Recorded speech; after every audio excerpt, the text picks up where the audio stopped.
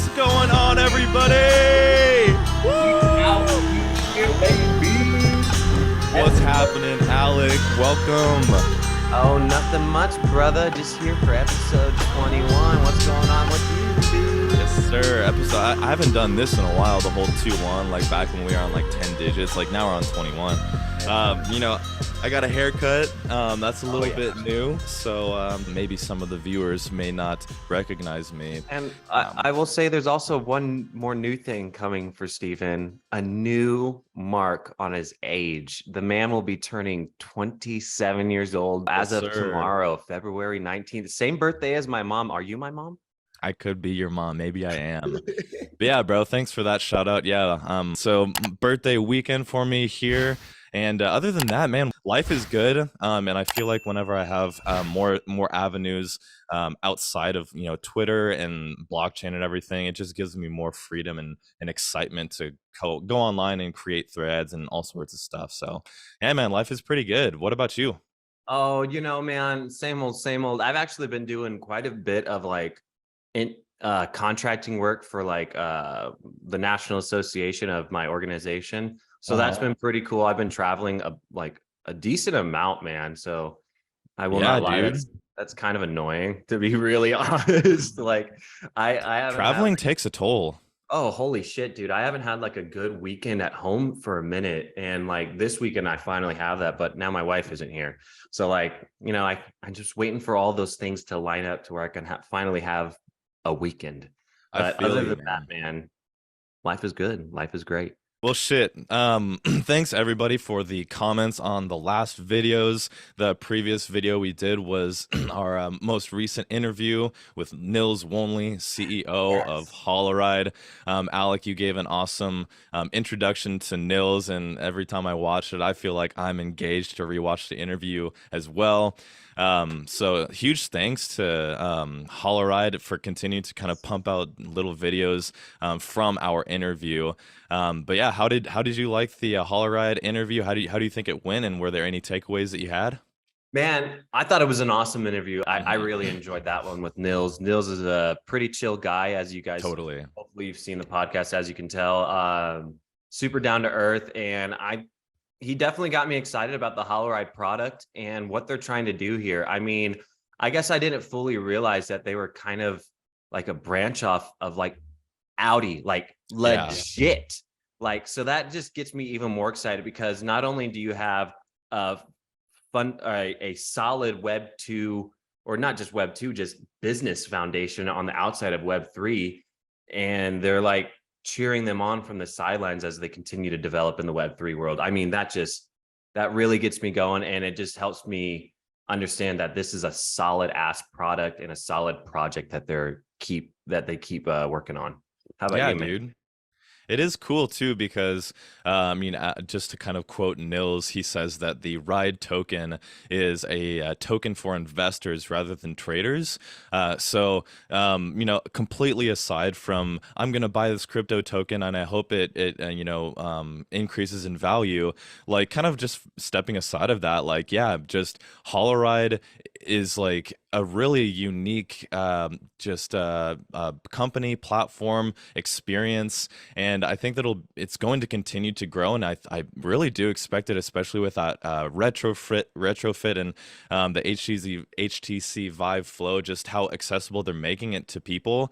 I really do kind of foresee a future where Holoride is a much more just kind of common, I keep using the word platform, but a common platform, and then we'll be we were literally there from the start. So many people have been have found out about it and started using it, but it's no big deal, we've been there since the early days. So hopefully that will happen, but I mean, if all adoption goes well, then maybe we'll be able to do that with a lot of different products that kind of start building on blockchain as well over time. Yeah, I was just going to say that, dude. It's definitely not only going to be Holoride one day that we're going to be it's going to be a lot of these interviews that we did, because I think once we finally break head of this, whatever market we're in, we're going to, I think, be looking back on some of those interviews and be like, man, that was us at those beginning days. And then I don't know. It's truly cool to think about. So yeah, thanks again, everybody, for all the love on that video. It's really great to continue to pump out those interviews.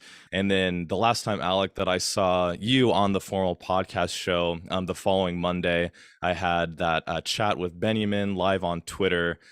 So that was a whole lot of fun, and it was really great to see just kind of what's going on behind the scenes. Alec, did you get a chance to listen to the Twitter live space with Beniamin? Well, yes, I did, Stephen. I believe I nice. was walking around with my phone and tidying up the house as I was listening. But man, I thoroughly enjoyed every moment of that. I mean, how long was it, man? Was it a little over 2 hours that you and him were chatting, or was it a little over an hour? It was supposed to be 1 hour, but he was very open to having community questions and all sorts of stuff. So I think it ended up being closer to an hour and 15. I don't know. I'd have to go back and look. I just know that it was an extremely valuable podcast, or sorry, live space. And just the fact that you were able to get Beniamin, Minku, and you in one space together was just awesome in and of itself, because you were able to really dig deep into a lot of the community concerns, and Beniamin was able to address those directly, which I think was probably the most valuable thing about it all. And what, man, you had at one point almost 2,000 people listening all at once.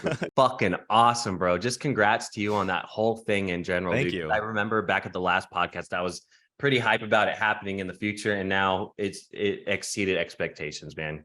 Yeah, I mean, I think it's a common like human thing that we don't like to listen to our voices, like a recording of it. So I actually haven't even listened to it myself, which I intend to, just because whenever I was, focused on, listening and kind of carrying conversation, there's a lot of kind of details that I missed. So I would be interested to go back and listen or yeah, just listen, no watch, just listen back to that. But yeah, were there any specific things that Beniamin said that really stood out to you, or was it just the whole impression of having Beniamin there talking about what's to come that got you so jazzed? I think it was just the whole impression of having Beniamin there. And to be honest, it was really awesome to just see that Beniamin actually took the time to, matter of fact, just recognize you as a eagled influencer in the Twitter space. Definitely understood the value of hopping onto that live space. At the end of every interview I do, whether it be the Twitter live space or the podcast Elrond, I feel like I get to the end of it and I'm like, oh shoot, like there was one serious question I really actually wanted to get to, and I forgot, or it slipped my mind.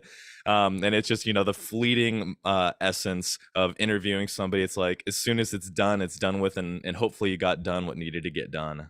Yeah, dude. Was there anything in particular that you were hoping to have asked Beniamin about? More specific questions about what's coming for xMEX Energy, asking him about if there are any expectations or accountability with how often we can expect new projects to kind of sign up for the meta bonding.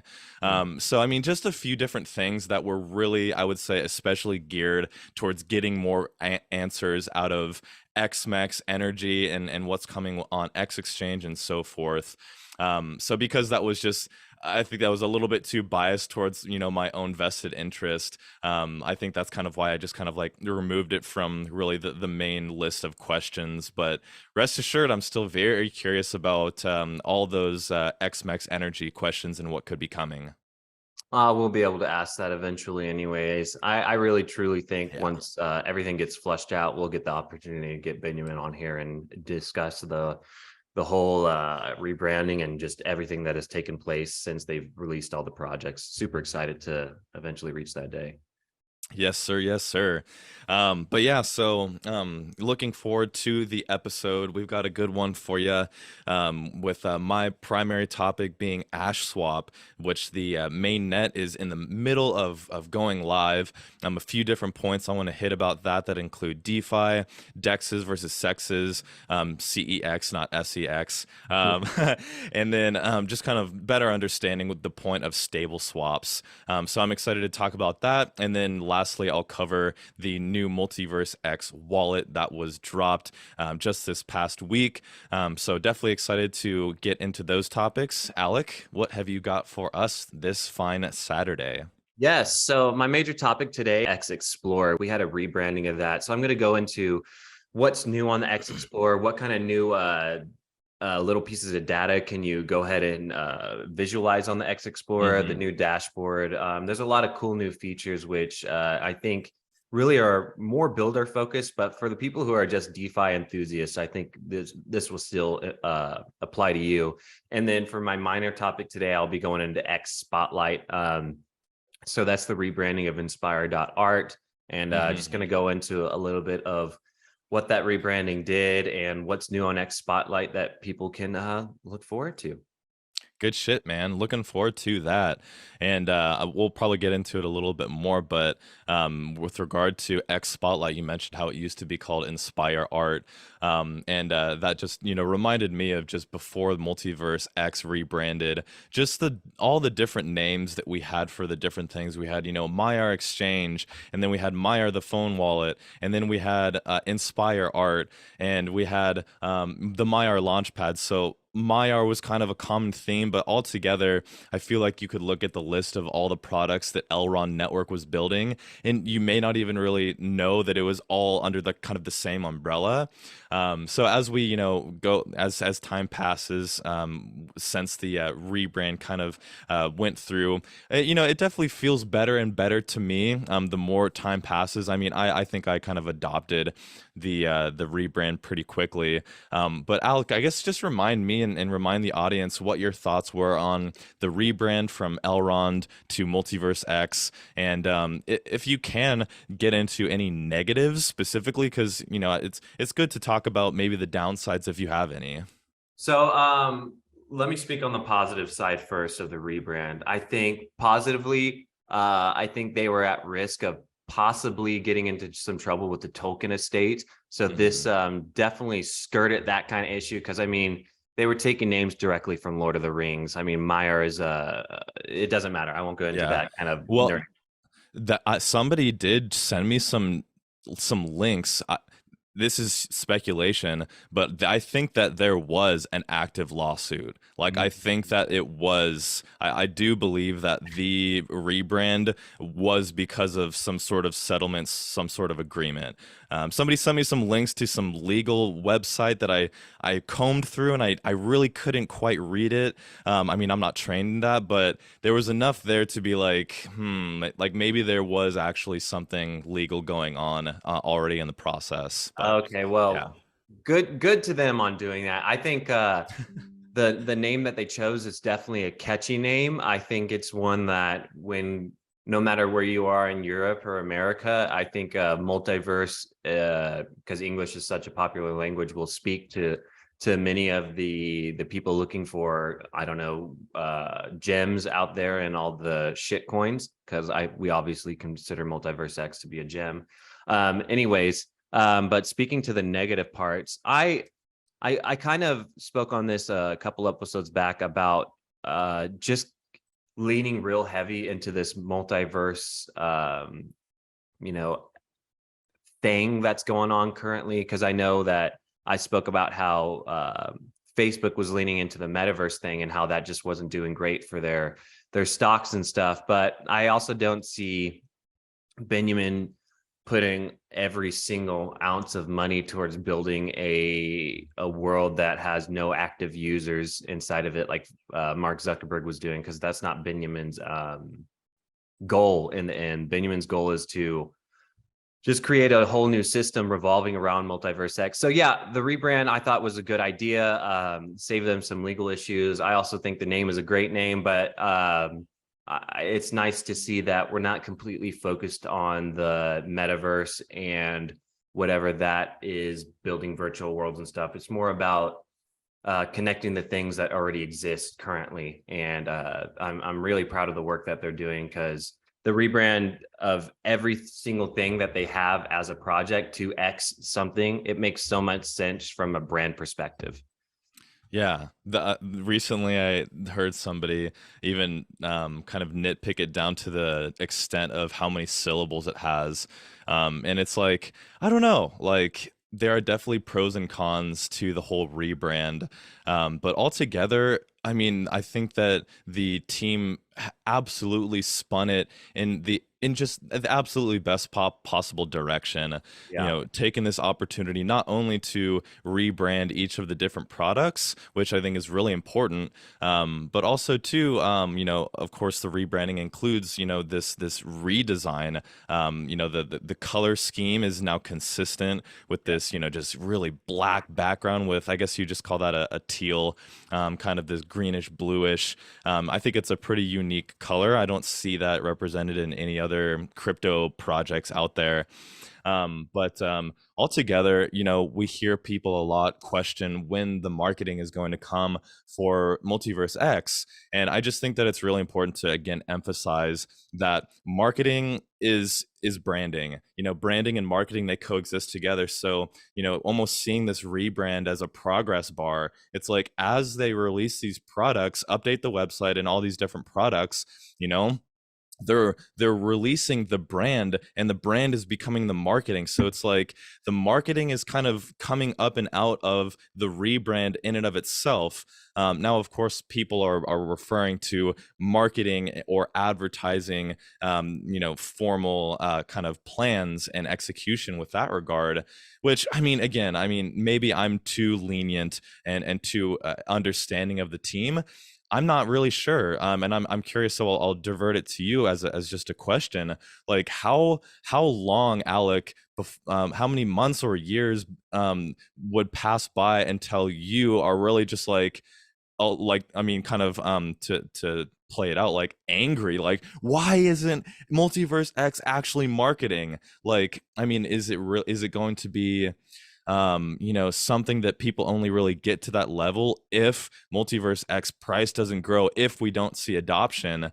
Because I'm inclined to believe that if the price grows and if we see adoption and on-chain metrics increase, nobody's going to give a damn about any whether or not there's a marketing campaign or not. So I'm interested to hear your thoughts on that. So the way I see it, man, is why are you going to start advertising something that's not complete yet? So that's my whole basis as to why I'm not so concerned about the marketing, is because they're not done, man. They're still out there building. They haven't released all their products yet.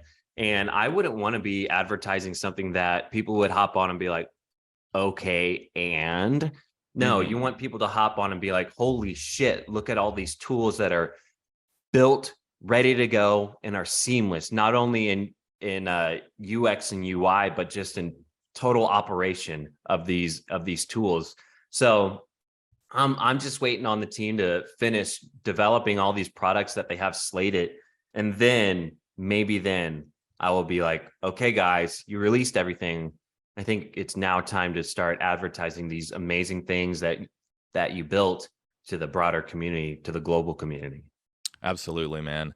Well, I love that, and I'm sure we could continue talking on, but just to keep things tight and keep the information flowing, you want to go ahead and pop over to the next topic and start to kind of give the watchers, the viewers, any updates to our MultiversX portfolios, investment portfolios, etc., and just kind of give some updates and some rundowns about what that side is looking like. Yeah, dog. If you don't mind, I'll go ahead and get us kicked off. Yeah, I would love to hear it.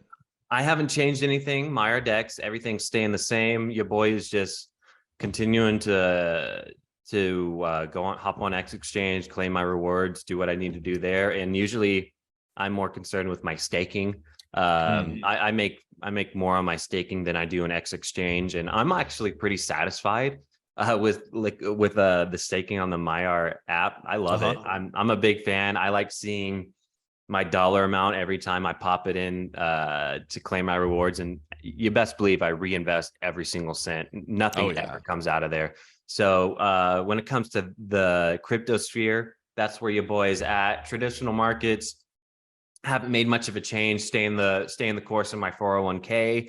I'm actually looking for a high yield savings account right now because me and my wife, I've mentioned it before, we're trying to buy another house. And so I'm just looking for something, because right now we just have a lump of cash just sitting in a savings that's not making a fucking dime, man. Yeah. And so if I can make even 4%, there's places offering above 4% interest in just a savings account, no risk to my money, FDIC insured. So that's currently what I'm on the lookout for. So yeah, that's about it for me, man. What's happening with you? Yeah, nothing too crazy over here either.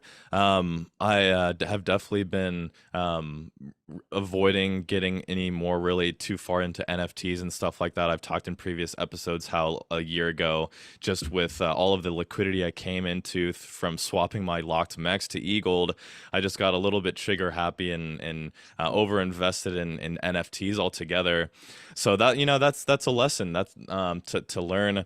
But as far as my DEX, my position for now is just a little bit wonky, because for a while now I had a UTK liquidity provider token, and of course my XMEX energy boosting that meta staking, or rather the farming, and then the XMEX was boosting my farming rewards, and then the meta staking was that third stream of income that rewards me with UTK tokens.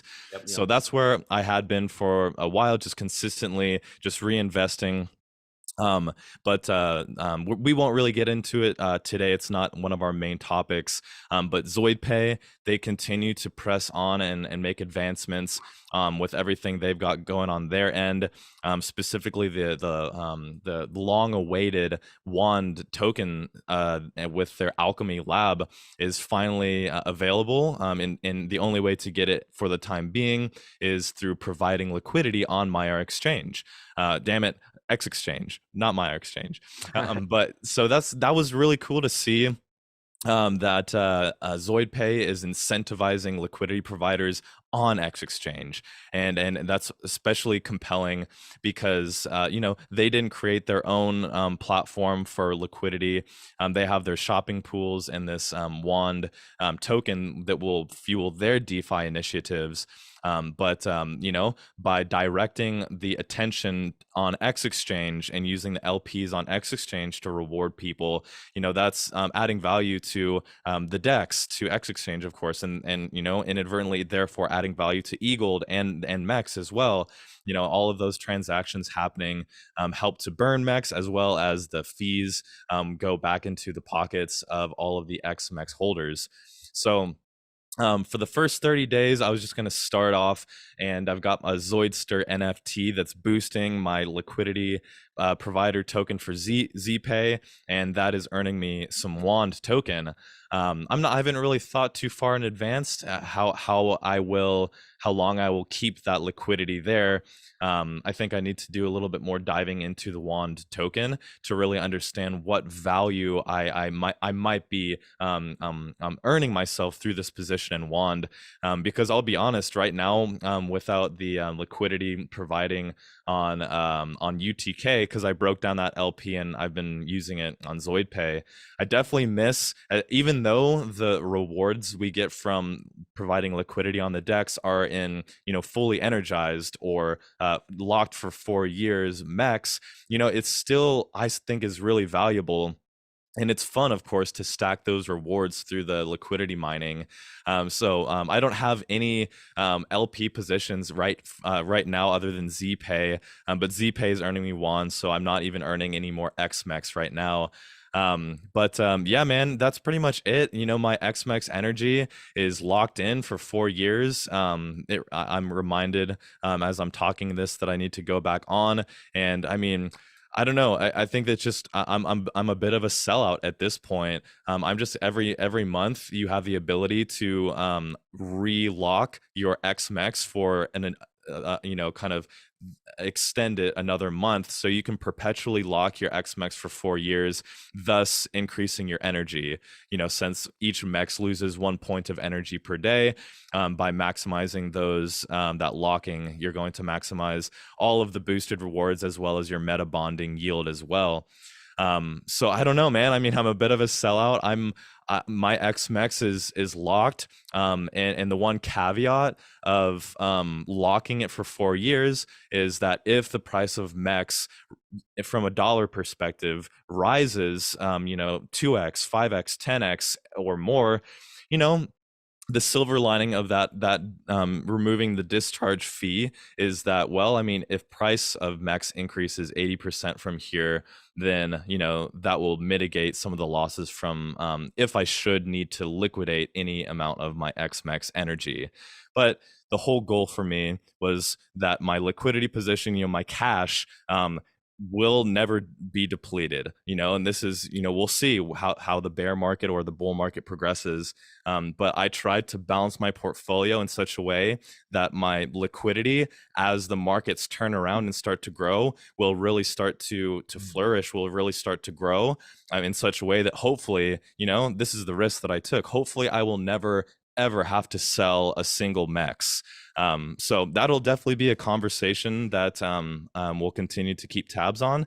But yeah, that's really it for me. I'm doing some LP for ZoidPay, but probably at the end of the month or something like that, I'll start to move money back into UTK. But I mean, that really just depends on whether ZoidPay has new releases and they start talking about the super app that's coming, as well as some of the other gears that they have turning.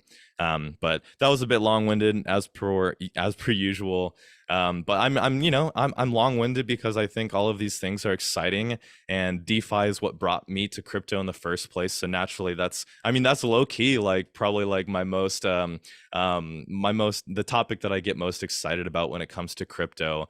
But with that being said, that is all I will have to say about my portfolio updates. Well, thank you for sharing, Steven. Let's go ahead and move into the other updates that we got for the market, homie. Yeah, it looks like you've got some stuff prepared for us. Yes, sir. As usual, giving you the traditional market update. Everything's so fucking confusing out here, man. No one knows what's going on. I saw a tweet from the Fed chair saying, your guess is as good as mine. Like, no one absolutely knows what the economic future is going to be. It's so bonkers. And the reason it's bonkers is because the economy this year, it started out on a solid footing.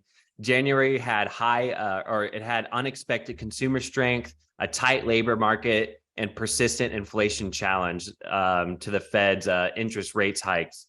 So people continued to spend money in January and February and in December, way more money than people expected them to spend. And there continues to be a very, very low unemployment number right now. Mm-hmm. So all the traditional pointers for a recession just aren't fucking there. And so like, this is going to push the Feds to continue to be tighter and continue to raise interest rates, which will then cause more volatility in the market. So Edward Jones, they believe that the trajectory of inflation is going to be lower and the direction for markets will be higher, but the path to get there is likely going to be bumpy in the coming months. Their view remains the same, that a mild economic downturn or gross slowdown combined with a modest rise in unemployment is likely going to come in the following quarters. And the reason they believe that is because they don't believe that the interest rate hikes from a couple of months back have fully taken effect yet. We haven't seen the full effect within the market. So the coming quarters down the road, we're eventually going to see that speed bump, and we're going to hit that fucking speed bump, man. And things are going to slow down eventually. At least that's what they think.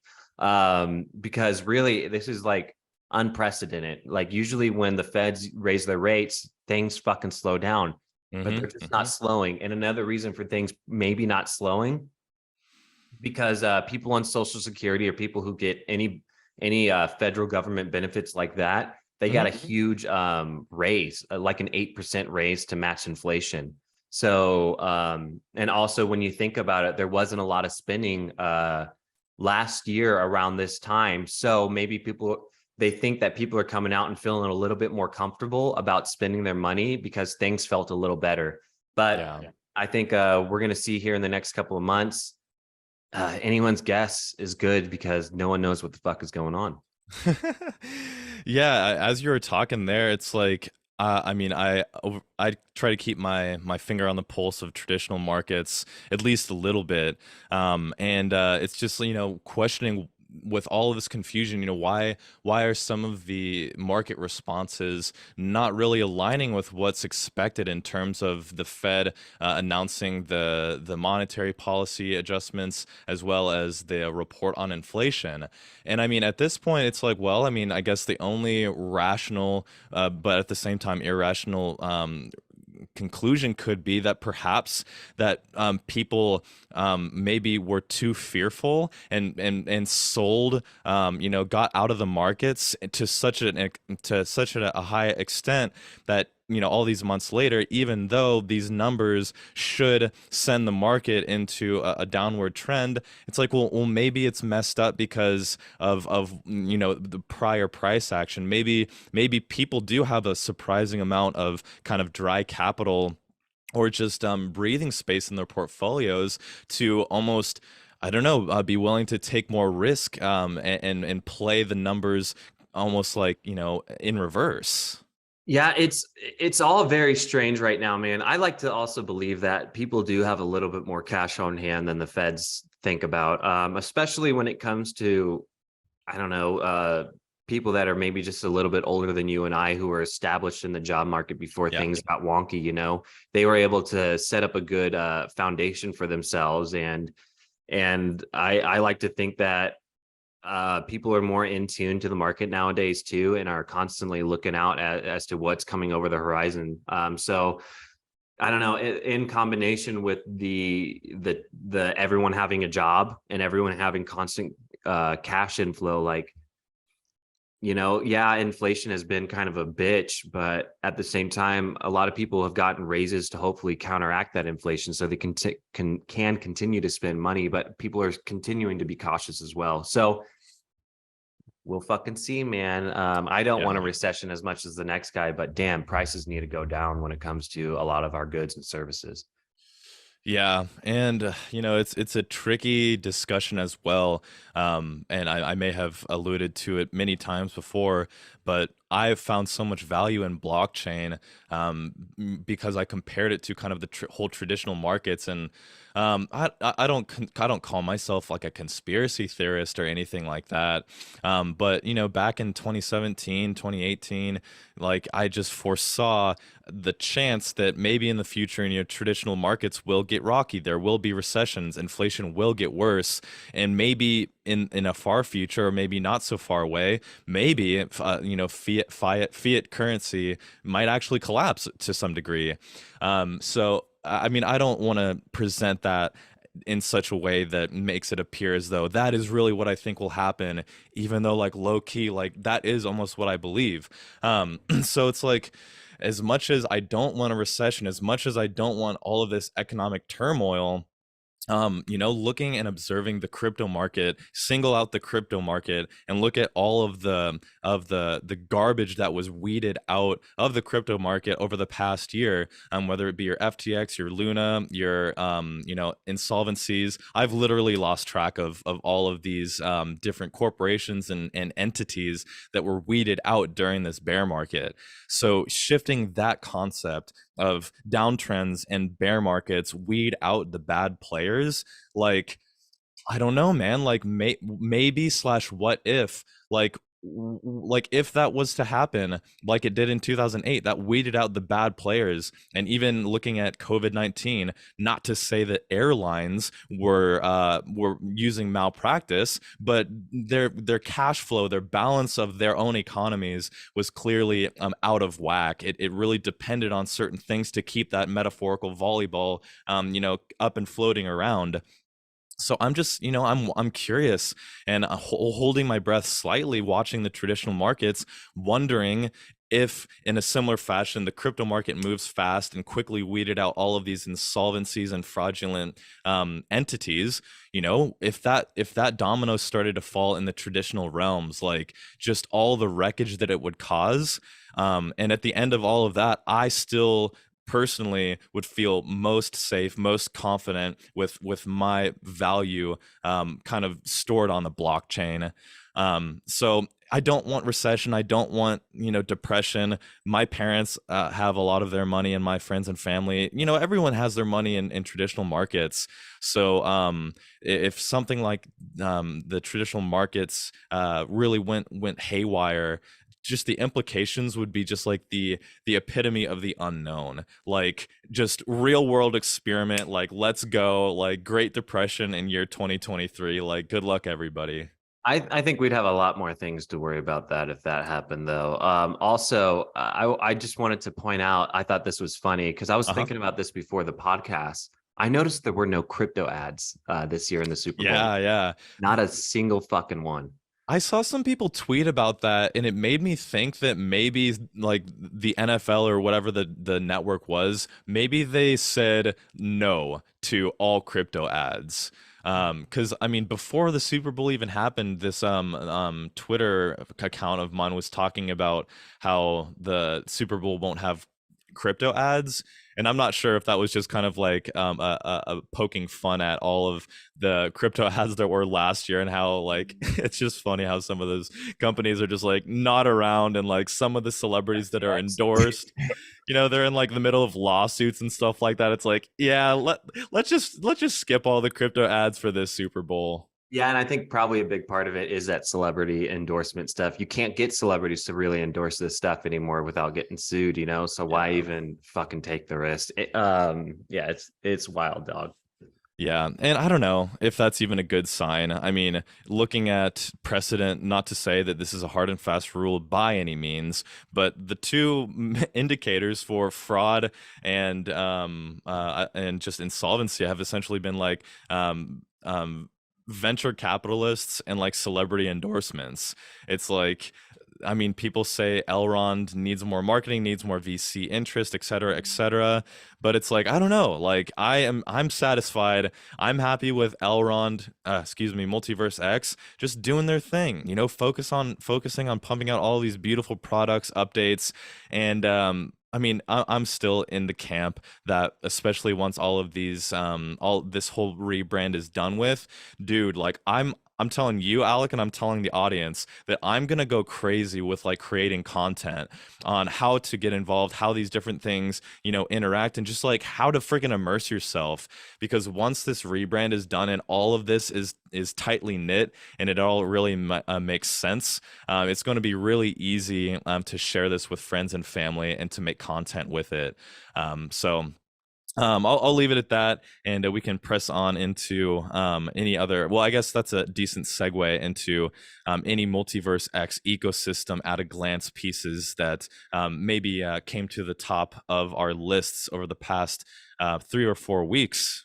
Yeah, man, there's been a lot of new developments coming out over the Multiverse ecosystem. Most recently is the partnership between Tencent Cloud and MultiversX.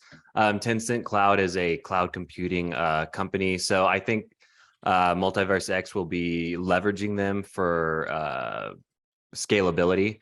And we need some type of heavy cloud computing company out there in order to support the vision that MultiversX is trying to push forward, and also bringing some stable coins, dog. People have been talking about that shit for a while. It's about time MultiversX has a way for you to put your money into some stable version of USD. Yeah, and that's definitely relevant to the topic that I'm bringing about Ashswap, and that has implications to liquid staking as well as the Hayden protocol, which is just around the corner. But I want to briefly bring the spotlight back to Tencent and Tencent Cloud. I had absolutely no idea what Tencent was whenever the announcement was made.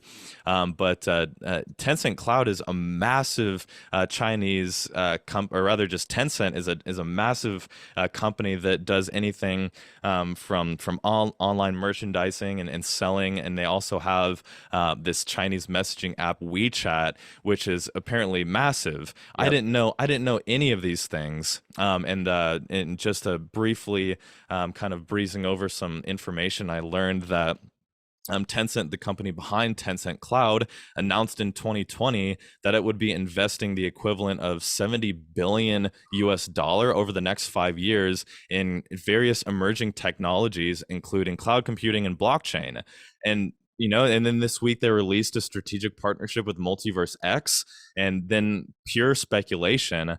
So Tencent and Alibaba, both are these huge online retailers. And just today, somebody replied to one of my tweets and said something about X Money is set to launch on those platforms. Oh, fuck me. Which is immense speculation. I haven't seen any of that, but I will say that one, maybe so, but two, I didn't even think about that. Like, I totally forgot about that. Like, X Money is a huge piece to this MultiversX ecosystem. And it's, I don't know, man. It's just like there, whether it be XMAX energy or just everything else that's building in the background, dude. I mean, like, MultiversX to me is just really making waves. But because we're in a bear market, people are just, you know, kind of forgetting about the significance of what happens when all of these positive bullish foundation pieces, you know, build and build and build.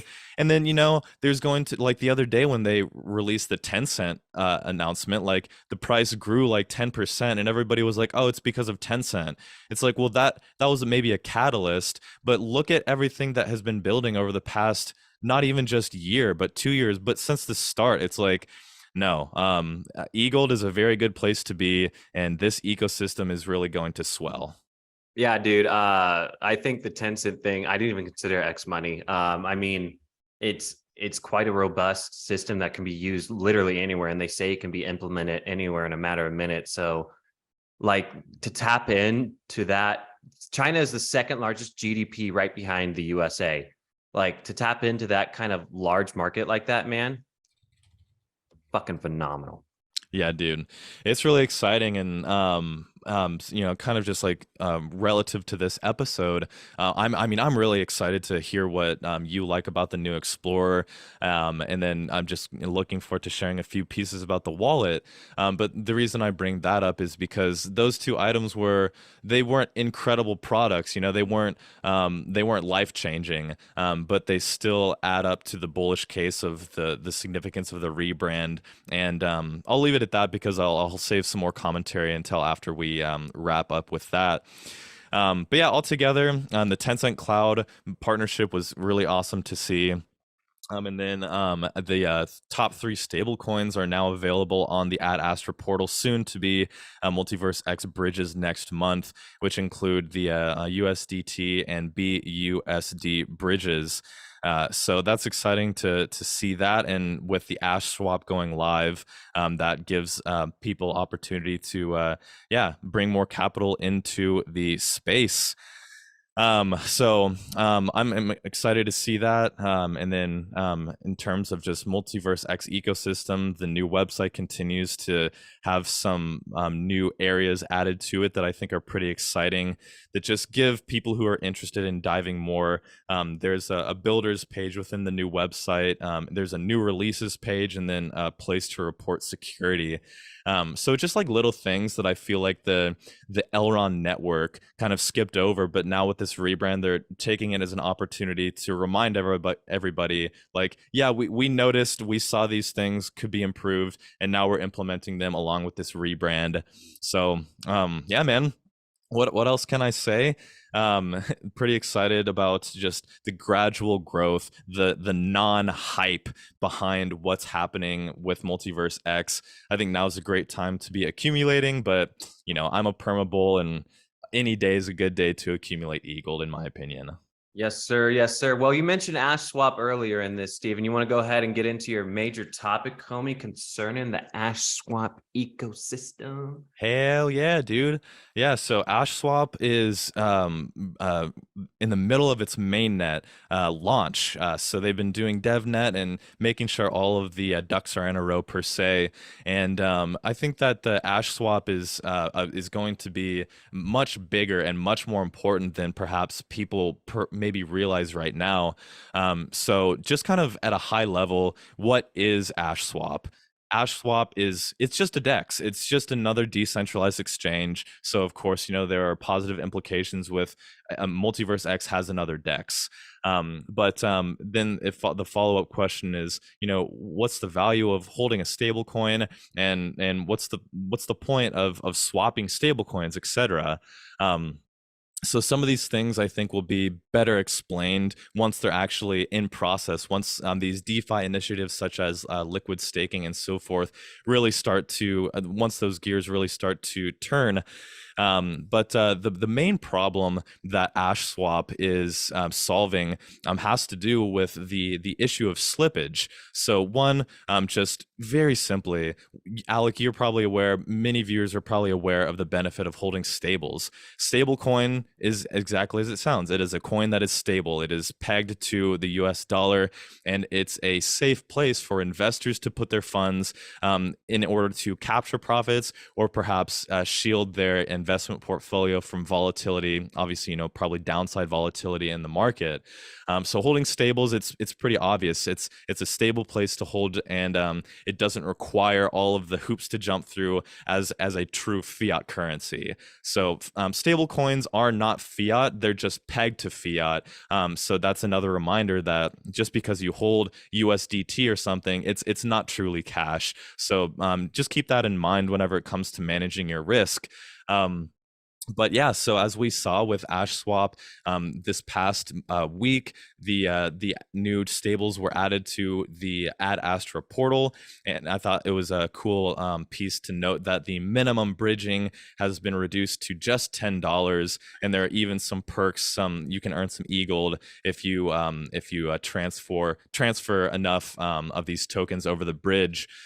So this at this point you bridge some stables over to MultiversX. So this is where Ashswap comes in. Now with Ashswap going live, that brings you into a portal where you can swap your BUSD or your USDT over to USDC. So as we know, X Exchange only has USDC right now. So definitely hoping to see many more tokens. We know more tokens will come to X Exchange, but specifically stables, just the opportunity for X Exchange. There's a huge gap for X Exchange to really grow, which will bring about more adoption, which includes, coins like a wrapped BTC, like a wrapped Ethereum, and all these other popular top 10, top 20 coins making its way on through the bridge onto MultiversX. And then, having these stable swaps, it's also a problem whenever you're swapping stables. It's completely unnecessary, not unnecessary, but unacceptable. If I have $1 USDT and I want to swap it to USDC, traditional automatic market maker algorithms would probably yield swapping maybe 1 USDT to 90 cents worth of USDC, etc. And I mean, maybe that seems like a little bit, but I mean, that's just like totally unacceptable. The algorithm on Ashswap is the same algorithm that Curve Finance uses, which is an Ethereum-based stable swap. And the reason that it is beneficial is because it focuses the liquidity around the peg rather than a more traditional AMM like Uniswap or X Exchange uses a more simple algorithm which is designed to trade assets that aren't such similar prices. So the algorithm concentrates the liquidity around the peg so that whenever there is a swap between stables, the slippage is small enough to where it's actually reliable, and you don't have any amount of stable that you've really lost, or if so, a very, very small amount. So these stable swaps, beneficial from a standpoint of bringing more liquidity and more users onto MultiversX at large, as well as the X Exchange DeFi initiatives. And then also I mentioned, which we'll get into on other episodes, but just the fact that stable swaps will come into play with Hatem, which is the protocol that is focused on liquid staking. And there's a lot to dig into Hatem, so I'm definitely not even going to start to get into that. But altogether, Ashswap, another DEX on MultiversX, and will allow people to bridge, or rather take their bridged assets over and really start to unlock them and put the power to them to be able to use in the ecosystem. Awesome, man. Thank you, Stephen. I actually have a question that I hope you can clarify for me. Sure, I can try. So the Ashswap ecosystem is bringing, tell me if I'm getting this wrong, they're bringing stablecoins to MultiversX, right? Yes and no. So what they're bringing specifically is a way to swap between them.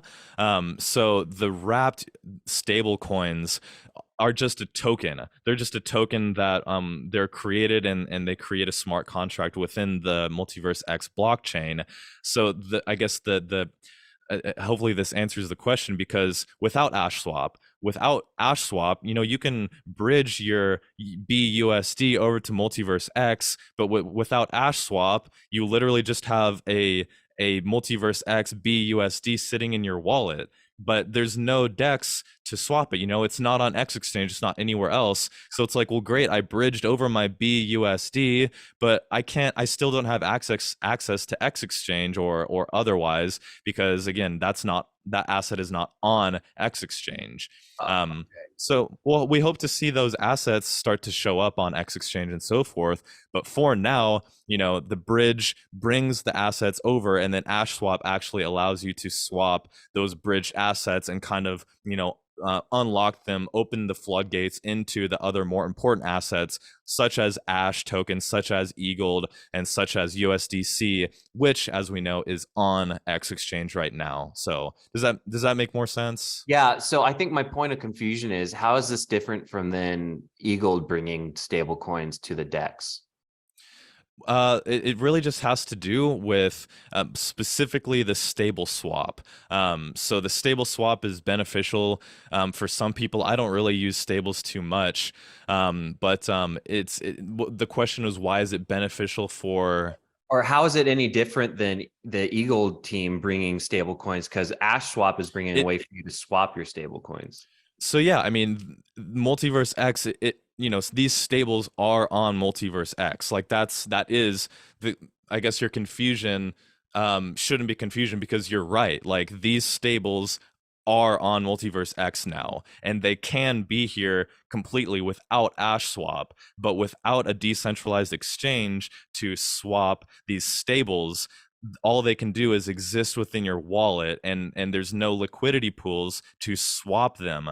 So yes, people can use USDC, or they could have used USDC up until now, but that is limiting. Some people only have BUSD or USDT, or they have their preferences according to what's backing those different stables, the fundamentals behind those. So these stables now exist on MultiversX, so they're here. And then imagine Ashswap is coming along and saying like, hey, we built this platform, so now you can trade your stables as well, and then that just opens the door for them to flow all over. Okay, I just in my mind, I always imagined the MultiversX team enabling swaps for stable coins on their DEX, and not just kind of relying on a project that was built on the side. So that's just where my confusion is. I didn't realize that. No, that's fair. Yeah, I didn't realize that the bridge that they're creating is only for transferring coins. There's no swapping. It's just bringing the coins to your MultiversX wallet, and they just sit there. But now so I'm kind of like revamp or I'm summarizing your points just so I can understand. No, yeah, it's great. I love it. And then now that my coins are there, I utilize the Ashswap ecosystem in order to actually use those coins in the Elrond ecosystem, because now I can take my BUSD, my USDT, turn it into eGold if I wanted to, and now use it, right? Yeah. Okay. Yeah. And so, I mean, that you're asking a question that I'm asking, and others are probably too, is just in terms of X Exchange, how come there aren't these stable coins on X Exchange? And I think that perhaps, and if you got any comments, leave them below. But I mean, I think it really just has to do with MultiversX really focusing on the pools that they have, and also to the algorithm as I mentioned, on X Exchange is designed for trading assets of unlike prices. And I think it takes a completely different focus, as well as, of course, an algorithm such that Ashswap is addressing, to really bring a platform that does the stable swaps, that does the concentrated liquidity around the peg. So perhaps, in future X exchanges, we might see, I mean, I would certainly hope to see these liquidity pools between different stables start to pop up. But at this point, it's like we kind of have to reverse engineer it and question, well, why did Ashswap do it? It's great, but how come it's not on X exchange to begin with? And until we really have more clarity on perhaps why that is, which we may not, I'm just inclined to believe that, MultiversX is really just, they're really kind of staying in their own lane and really focusing on what they're trying to execute. And I do believe in previous videos, we did talk about Ashswap and hate 'em. And you did mention that you appreciated that different builders were coming along and supplementing and adding to the DeFi initiatives, rather than Elrond having to kind of diversify per se their resources into, keeping all of these development progressions kind of, up to date and so forth. So there are some questions, and I agree with some of your kind of confusion. But at the same time, it's like, well, I guess it'll make more sense, as time progresses. And for now, I guess we can be happy with having Ashswap on MultiversX, bringing more opportunities for people to get engaged. All right, cool. Thank you, Steven. That definitely clarifies things. Yeah. And last thing before I kick it over to you, I think it's just worth noting, in the scheme of risk management, just a warning when it comes to putting your money into liquidity pools. Security is so important. So, warnings to look out for, and doing your own due diligence and research. Consider liquidity exploits. I would definitely recommend looking into Ashswap. And specifically, I think it's worth noting that runtime verification did perform an audit on Ashswap's protocol and their smart contracts. And I'm just going to put this out there that the results say, and I quote, "The audit identified some issues along with some informative findings. Although a formal review of code fixes was outside the scope of the audit, a best effort review was conducted on some of the code changes." So truthfully, man, like, Ashswap is great, and it brings, another DEX to the platform. But I'm curious what the result says. It says the audit identified some issues, and it's just like, okay, that's interesting. What does that mean? Is Ashswap truly? I mean, not anything decentralized has its risks, but that did bring up a little bit of a red flag for me, to have this audit results say that it have identified some issues, and then it just kind of like ended. It's like, well, like, were the issues fixed? Like, is this safe to use? Like, the audit was performed, and it didn't keep them from going to the mainnet. But I'll leave it at that. Just as always, do your own research, and you can earn some great APR through farming on the Ashswap using your voting escrow VE Ash tokens. But again, with high APRs comes risk. So yeah, do your due diligence, and that's all I've got about Ashswap. Awesome, man. Thank you, Steven. Yes, sir. Your boy is going to go ahead and get himself into my main topic today, which is the upgraded xExplorer. Let's get into it, bro. The team went ahead and released a new updated Explorer. I mean, they're just updating everything. So good news there. Of course, you can expect the updated Explorer to have the new color scheme, just the beautiful visualizations that you can expect with anything MultiversX creates. It's just another one of those beautiful UI, UX kind of things that they have going out here. Mm-hmm. So some of the biggest changes you're going to see are on the dashboard themselves. There's a new focused on daily stats and daily transactions, daily active accounts for validators. I'm sorry, just daily active accounts. So when you log into the when you hop onto the MultiversX Blockchain Explorer, you're going to see the dashboard displaying the total amount of accounts, but not only that, the amount of active users on that day. So now there's a new focus on just those daily activities that are happening in the MultiversX, which is super important because anyone can tote, we got this many people, kind of like Facebook and their metaverse thing. We have this many people, but you got like 1,000 active users a day. You know what I mean? Yeah. So it's just really great to see that kind of stuff out there. Diving deeper, the transactions got a little more robust as well, especially the search feature, but I'm going to get into that in just a little bit. So when it comes to transactions being displayed, they're displaying total transactions. I mean, every transaction, and that's including smart contract transactions, along with standard transactions, which would be, I believe, X exchange transactions. So when it comes to smart contract transactions, you can think about buying NFTs, just interacting with any of the projects that might have smart contracts built into them, which is obviously an ass load of the projects that you interact with on here. And when it comes to transactions, there's a cool little thing called live transactions.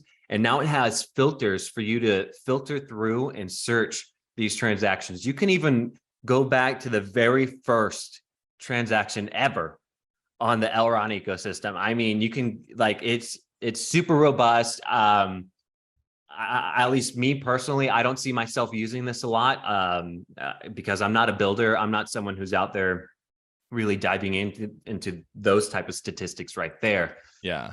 Also, when it comes to transactions, I think a really cool thing that it shows is it shows the US dollar amount at the time of the transaction when it was made. Nice. So if you go back to November, you can see obviously things are going to be crazy inflated back then in November 2021. What kind of big money was being moved around back then. And when it comes to NFTs on the xExplorer, they got a little bit of an upgrade on there as well. So there's over 8,000 collections minted on the MultiversX network. 8,000, guys. That's quite a bit. That's a lot of projects that are happening in the NFT space. So you can say we have an active NFT community going on out there. And of course, I love NFTs. Fuck yeah, dog. And I'll go into that a little bit later when I talk about xSpotlight. But a cool new feature with NFTs on the xExplorer is when you go to check out that specific NFT, you can go down to the attributes, and it actually has, I'm sorry, not the attributes, but the rarities. And it actually has like the rank displayed on there and all that good stuff. Anything that has to do with rarity for that NFT, it's got it displayed there, and it's got its attributes below that as well, which I just think is hella cool. And one of probably the best upgraded features out there currently on the xExplorer is the new analytics page. This is significant. The amount of pre-selected key indicators that you can choose from in order to compare things on the analytics side there's a lot. Yeah, dude, very flexible. Extremely flexible. Like you can compare this, you can compare users staking to total stake equaled. Like there's so many different things that you can compare on there and just get a feel for the ecosystem and just the growth of the ecosystem as a whole. Because I don't know if you have, I'm sure you did explore the prior analytics page, but it was kind of lacking. There was like 2 or 3 indicators that you could look at in order to. Well, I'm curious, are you referring to an analytics page or are you referring to growth.elrond.com? I'm referring to the analytics on the MultiversX Explorer, but yeah, I am referring to growth, the previous growth.elrond.com, because that is what I'm talking about. Yeah, thank you, Steven. I appreciate that. So when I refer to that, yeah, I am referring to the previous growth.elrond.com, which didn't have many analytics to look at. Yeah, so the analytics are definitely a lot more robust on here. There's a lot of different comparisons that you can do to get just an overall feel of the ecosystem. I highly encourage you all to just hop on that explorer.multiversx.com, give it a check it out for yourself. It's there's a lot of things you can dive into, but as I said, it's really more focused towards the builders out there. But if you're a DeFi fanatic and just want to get a feel. Like I said, check it out, man. And also, I wanted to point out one more cool thing that it has at the very top of the dashboard is the validator map. I thought that was really interesting. It shows the geographical point of all the nodes that the MultiversX ecosystem currently has. Obviously, a lot of those nodes are in Europe, but it's cool to see some of those dots in good old United States of America. So that's pretty dope thing that they got going on there. And it also has the fees captured. I don't know if that's total fees captured. I don't know if that's daily fees captured, but it is a lot of fees that have been captured. Let's see. I think it was like 30 something thousand e-gold. Yeah, 30. I'm looking at it. 32,720 e-gold. That's quite a bit of ego that's been taken off of this. Yeah, the fees collected actually goes into rewarding the validators. So that's the what makes the e-gold layer 1 so cool is that initially it's just pure emissions that reward the validators, and then we stake to the staking providers and we get our share of that. So the fees, every transaction has a fee taken in e-gold, and year over year the emissions, the baked-in emissions of e-gold will go down, but over time, as adoption increases, as number of transactions increases, will increase the fees captured. So over time, emissions will go down, which emissions equals inflation. Inflation of e-gold will go down and will be replaced by those fees captured by each of the transactions. So that's one of the reasons that the theoretical supply of 31.4 million e-gold will maybe never be reached, because should adoption increase to the extent that validators are sufficiently rewarded for their service, then at that point the emissions will fall infinitely towards zero. So at that point, theoretical supply will never be reached, but that all depends on adoption and how many transactions are occurring on the blockchain. Gotcha. Well, I believe that's all I got for the xExplorer. Do you have any questions for me, Steven, or anything that I might have missed when it comes to that? Nah, man. I mean, like altogether, you definitely hit all the key points. I don't have any questions, but I just have, excitement, and I'll keep it simple just for the sake of time. I'm just really stoked by all of the analytics that we have access to. Yes. And I mentioned a moment ago the growth.elrond.com. I'm really interested to see if there's any sort of revamp of that website, because it could certainly need it. But at the same time, all of the analytics that have been brought to the new Explorer cover most everything that was on growth.elrond.com and much more. I mean, going to the analytics page, there are a bunch of key metrics, and then you mentioned that compare tab, which you can, I mean, there's a vast array of different data points that you can compare, and you can adjust it from 7 days, 30 days, the past year, or all time. Yep. So that's really fun from a standpoint of me making threads and trying to analyze adoption and create the case of MultiversX increasing in usage. And then for those blockchain investigators, you can dive much more deep into analyzing these different smart contracts and kind of tracing the path of the blockchain. So altogether, really excited to see MultiversX Explorer and all these analytics, bro. Hell yeah, dude. And I think that fits nicely into your minor topic as well, because I think some of the features that we have on the xExplorer kind of translate over to that new MultiversX wallet as well, Steven. Yeah, dude. So huge plug there. Xportal app is coming in just 10 days. So we all know that the launch of the Maya application fueled a great bull sentiment feeling within the ecosystem. So to say the very least, I'm excited for Xportal to come out and we finally have in our hands what it is and gain better insight. So that will be on the next episode of Podcast Elrond. So, I mean, at this point, I'm not going to claim it. Maybe we'll do a joint presentation on Xportal or something. But bringing it back around, the MultiversX wallet is live, and really just a redesign and a few new utilities, I'll call them, have been brought to the wallet, which I was not expecting. So just touching on the high points, we can now connect our wallet with the key store, or with your ledger, of course. But I'm really excited to see that now we can access the Multiverse wallet using the DeFi wallet. So that's something we've never really addressed on this channel, because it's just such a simple aspect, which is that DeFi wallet, which I use. I don't know what you use to log into X Exchange and all that sort of stuff, Alec. Usually my app. Yeah, I mean, xPortal or MyR is incredible to be able to just scan your biometrics and sign transactions. But if you are working on a desktop, the DeFi wallet is just a breeze to use, from top to bottom.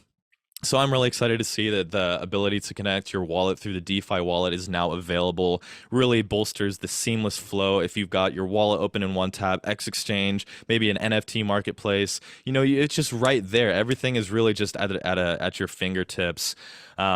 So on top of that, the DeFi wallet also does bring about more security. If you are a user that uses your JSON file, the key store, and putting in your password every time, there are added risks to that. If you accidentally go to a phishing website and you upload your JSON file and you input your password into the phishing website, that's essentially you're giving your keys over to a hacker. Whereas the DeFi wallet, if you do so happen to connect to a phishing website, I might be wrong. I don't know the technicals, but I do believe that the DeFi wallet would prevent the hackers to having full access to your wallet. So anyway, DeFi wallet is great. There are some risks when using the JSON file, but beyond that, definitely the most excited aspect, or rather the aspect that I'm most excited about and was surprised to see, was that the MultiversX wallet is now almost like this micro X exchange. Within the wallet itself, you can swap any token. Now, of course, it needs liquidity pools, which is backed up by X Exchange. So this is really bolstering that point that the team and that I personally have tried to push through many times, that although the XMEX energy paradigm is technical and complicated, simplify everything and look at the MultiversX wallet. Nobody swapping assets on the wallet, nobody swapping assets on xPortal will need to know, will care about what's going on in the background. So the ability to make swaps as supplied by X Exchange was an integral part of xPortal, and now apparently too. I mean, it's the wallet itself. So I mean, to me, that was something that I didn't think of, but it makes so much sense. Like, I can't tell you how many times I've been in the MultiversX wallet, and I'm like, freaking A, I need to go over to X Exchange. Not as if it's challenging to do, but now I don't have to. Now my swaps are right there, and especially with that DeFi wallet integrated, it literally feels just like a simplified miniature version of X Exchange. And rest assured that because X Exchange is the power behind that, every swap on the MultiversX wallet is going to, it's going to transact, it's going to give fees and to XX holders as well as burning MEX. So I think that's an awesome feature. Really excited to see that also come into the xPortal app. But then lastly, just closing out, aside from just the revamp of the interface, which is just beautiful and clean, which we've been obsessing over this rebrand period. Love the color, love the design.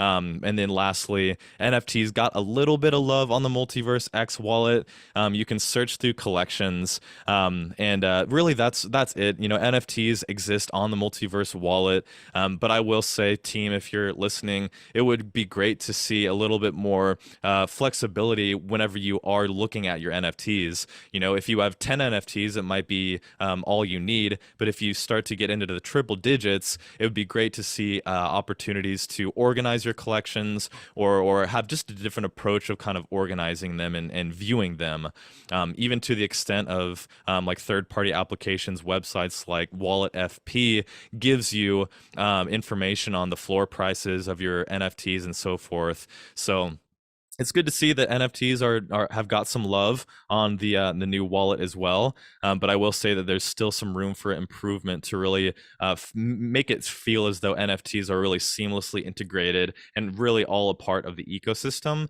Right now, it still seems like it's a little bit too separated, not so seamless.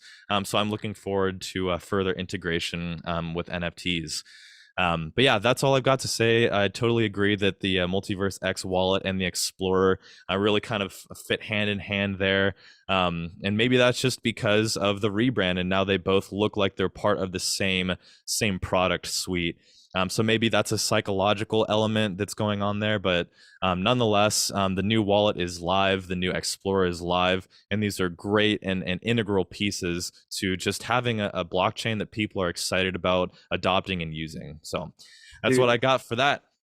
I love the fact that they allow swaps on the wallet. That's just another way that they're going to try to assure adoption and make things as easy as possible for new users. And I think that's an excellent step that they put forward. Very good shit. Yeah, dude. Team. Very good shit. Yeah, absolutely. Stoked about that. Yeah, as I said already, looking forward to X Portal.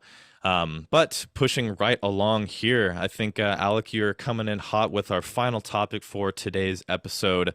xSpotlight was released since the last episode.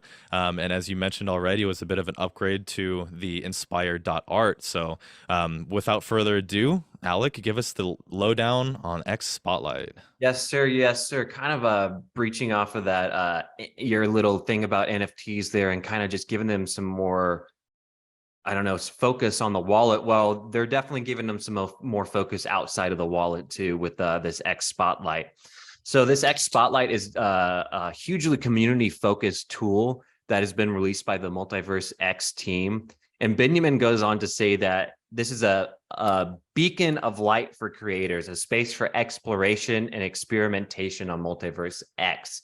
This is xSpotlight. And I think here in the next few weeks, we're going to get a little bit more understanding of what the purpose of Spotlight is, because they have something that I'll go into a little bit later called the Lighthouse series.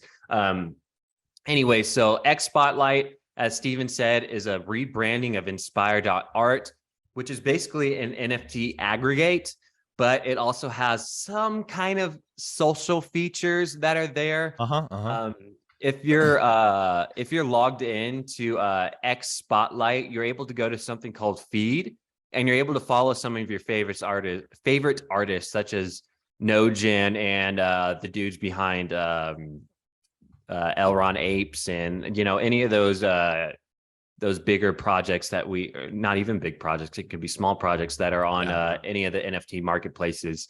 So the first thing you see when you hop into xSpotlight is the home, and they claim it is the Web3 culture hub. So really the purpose of xSpotlight is to just put a spotlight on all things all things creative and NFT focused that are happening within the Elrond ecosystem. So currently they have some featured projects on here, such as Elrond Apes. You got the Aquaverse, Hog Homies, all that good stuff. And then at the bottom, they have trending collections. And the cool thing about this is you can go into those trending collections directly on xSpotlight, filter by what's for sale. And the only way you're going to be taken out of xSpotlight is by viewing that thing that is for sale, and then it'll take you to XO, or however you say it, or any of those other NFT marketplaces that currently exist. And when you some of the future things that xSpotlight is trying to do is there's a way for people to apply to have their project be highlighted by xSpotlight on their homepage. There are a few caveats that you have to meet in order to make that happen.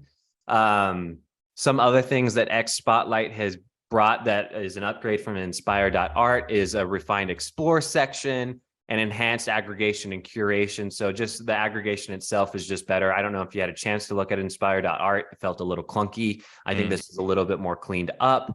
There's also as I mentioned, xSpotlight is going to be highlighting things that are quality within the ecosystem. So that's why there's obviously a application process, is because there needs to be some vetting to where there's not shilling of any crappy things out there. Yeah. And as I mentioned earlier, there's something coming up called the Lighthouse series. There's not a lot of detail about it, but in my mind, it's kind of just playing off that xSpotlight thing, because obviously a lighthouse shines a beam of light. And so I think what this Lighthouse series, it's supposed to help people during, here's what it says directly on the website. As we weather the present times, our goal is more important than ever. Be the beacon of light for the ecosystem, provide a guide during uncertain times, offer helpful resources, sage advice, and unwavering support. All with the aim of better navigating the waters and emerging more fortified on the other side. So really, it's kind of like just a tool to keep people excited, a tool to let people know that, hey, yeah, things feel rough right now, but we have a lighthouse out there. Look towards the light, head towards the light. And I think that's kind of the thing that they're playing off of here. So it's really cool to see that the team has built this thing, because they're not trying to compete with the things that already exist. They didn't release their own NFT marketplace like they spoke about a year or two ago. They decided to create an aggregate instead in order to highlight the things that already exist. And we've mentioned this before. This is something that the team is excellent at doing, just kind of like the Ashswap protocol. Why build something if something already exists? This is exactly what they're doing here. So that's xSpotlight. I think we're going to continue to see it grow. And as Beniamin said, this is their way of helping you discern signal from noise. We are on the cusp of a new creative wave. It's only day one. It's our time to build. Yeah, man. Gotta love it. That's all I got for xSpotlight. It'll continue to grow as time goes on. Yeah, I'm looking forward to seeing if xSpotlight really does come into that the social aspect of X Portal. The Lighthouse series, I think, is cool, and the whole metaphor of spotlight and lighthouse and so forth. I think it almost, I'm sure it has its meaning within the team, but as I think is a common discussion within just the community, is that during bear markets, like, you can make a thread every day about MEX energy and about meta staking, but the truth is, like, that runs dry a little bit. So it's like almost like the metaphor of, like, when you're in a storm on a boat looking for land, it's like you see the lighthouse and you're just, it's like this guiding light. So I almost like imagine like people like getting interested in NFTs and like, in the middle of this bear market shitstorm. So it's fun to see. And I will say, feel free to respond to all of that. But if you have the website up, if you scroll to the very bottom, you see some categories from left to right. It says essentials, my account, and legal. I just noticed that underneath essentials, there's 4 links. It says get eagled, and then it says X Portal, mobile wallet, Multiverse DeFi wallet, and then the MultiversX Explorer. And you can see, if you've got it up, that next to X Portal and the Multiverse DeFi wallet, there are 2 little tags there that say free. Do you see that? Yeah. Does that not lead me to believe that there will be products in the future that will not be free? I mean, why would they clarify that those things are free? I mean, unless they have plans for bringing products to the ecosystem that might charge, which that might be referring to xFabric. I do believe that xFabric, the no-code community website builder, I do believe that they will have a subscription fee. We don't know many details about that, but it was a little bit irrelevant there. But that was the first time I'd ever seen anything like that from MultiversX, talking about how X Portal is free and MultiversX DeFi wallet is free. Leads me to believe that there might be some things coming around the corner that will be generating income for MultiversX from a revenue standpoint, rather than just we're building and paying ourselves with the Eagle token. So just wanted to take note of that. That was interesting to catch my eye. Yeah, very observant of you, man. I didn't even think about that. Yeah, I think that can only mean that some future products coming directly from the MultiversX team are going to have a price tag on them. Yeah. Well, I mean, I think if I remember correctly from X Day, they did mention something about that, about X Fabric. But I mean, I think that X Fabric will be, it is very underplayed right now because it's essentially this WordPress and or Shopify of the blockchain that will bring this no code flow into building communities and websites for your products. So really looking forward to X Fabric. And I mean, that really kind of brings us to near the close of our episode today, as we kind of get into on the horizon, you know, what things are in development right now, what things are we awaiting, what things might we expect in the next episode of Podcast Elrond. So are there anything and things that either we haven't mentioned or that you want to add to, whether it be X Portal, X Fabric, Multiverse, X Bridges, anything on the horizon? Also, too, it could include the Hayden Protocol, liquid staking. There's a lot on the horizon, and I'm curious to hear, as always, Alec, if there's anything that you think will be especially potent when it hits the news headlines in terms of bringing people to learning more and diving deeper into Multiverse X. I just truly, for me, it's all about the X portal right now. That's all my mind can focus on. Is they keep toting this thing as one of the, obviously this is going to be one of the biggest adoption drivers, hopefully, is this X portal. So I'm looking forward to the ease of use, to just the UX and UI experience that I'm going to have on this new X portal app. So that's what's got me most excited for over the horizon. February 28th is not that far away. We're looking at 10 days now. Yeah. So, super, super pumped about that, man. Yeah, I would say that kind of relating to when we talked at the front end of this episode, the spaces with Beniamin, I didn't get to ask enough questions about XMEX. So, you know, that's a big question that I have that kind of fits into the category of on the horizon, is things that we know about X Exchange, but they haven't quite, the rubber hasn't hit the ground, referring specifically to the DEX leagues. You know, the XMEX energy will place you into different tiers of these DEX leagues, which if you go on xexchange.com, they claim that the different leagues will give new benefits and opportunities. So we know that the X Launchpad has different tiers for people to earn lottery tickets.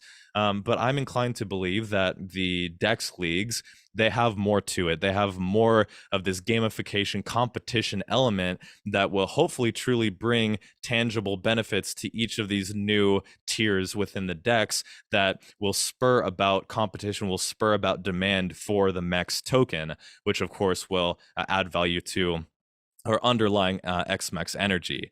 But with that being said, I guess that's also on the horizon as the locked MEX from year one continues to unlock. I feel like I'm seeing some positive indicators, observing the technical of the unlocks on each month. But you know, that's going to be continue to be revealed month by month. But altogether, looking a lot of eyes, I feel like, are on Bitcoin. They're on these macro trends that will give a little bit more spotlight or something like that to just the market, the market direction, and hopefully give a little bit more confidence for people to, you know, get more invested and start moving money back into crypto. So on the horizon, lots of things going on, and plenty of episodes worth of content will be are in the pipeline, I would say. Yes, sir. As the team continues to release products, we continue to cover them for you. Hell yeah, baby. Well, this has been episode 21 of Podcast Elrond. Lucky number 21. If you've gotten this far, make sure, drop a comment, hit like, subscribe. Let us know. We're still thinking about the Podcast Elrond name and what our rebrand should be. Maybe we will never rebrand. Maybe we'll always be Podcast Elrond. But no rush on that front. I think everybody's just looking forward to holding tight and as you said, Alec, looking forward to X Portal launching in just 10 days. And I think that's going to kick off a wave of sentiment that will bring a lot of excitement back into the MultiversX ecosystem. Yes, sir. It's been another awesome episode. We got a lot of exciting things coming up. I hope you guys are excited as we are. And thanks, Steven, for being here with me. And yeah, boy. Yeah, dude. It's great to do this with you, dog. Yes, sir. Episode 21 in the wraps. Thank you, everybody, for watching. Great episode. Lots of excitement going on. So stay tuned, hit subscribe, and you'll see us in the next one. Podcast Elrond out of here. Peace. Peace out.